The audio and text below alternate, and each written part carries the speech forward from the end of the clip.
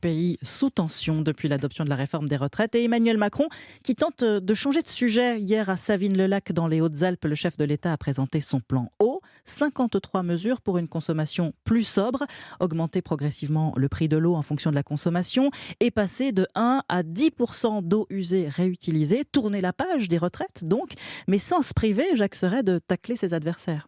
Oui, au bord du lac de Serponçon, Emmanuel Macron ne veut pas s'attarder sur les modalités de la réforme des retraites. Mais je ne vais pas redire la même chose tous les 4 jours. Sinon, on bégaye. Sincèrement, on doit avancer. Car malgré le mouvement social, le chef de l'État aspire à tourner la page. On doit répondre aux problèmes de sécheresse, on doit préparer la saison à venir. Je fais mon travail. Ce qui ne l'empêche pas pour autant de s'en prendre à ses adversaires, en s'appuyant notamment sur l'histoire de Savines-le-Lac, intimement liée au lac artificiel, conséquence de la construction d'un barrage. Et il y a ici, il y a 62 ans, des femmes et des hommes qui ont accepté l'effort de parfois bouger la ferme ou la maison qu'ils avaient depuis des générations, pour nous permettre aujourd'hui d'avoir de l'eau. Ceux qui expliquent à la nation qu'il ne faut rien changer pour bien vivre, ce sont comme ceux qui auraient décidé, il y a 62 ans ici, de ne rien bouger. Nous sommes une nation qui sait que c'est par l'intelligence collective et le sens de l'effort, parfois pour les générations d'après, on construit les grandes choses. De quoi, une fois de plus, insister sur la notion de sacrifice qu'il défend pour justifier cette réforme. Jacques Serret du service politique d'Europe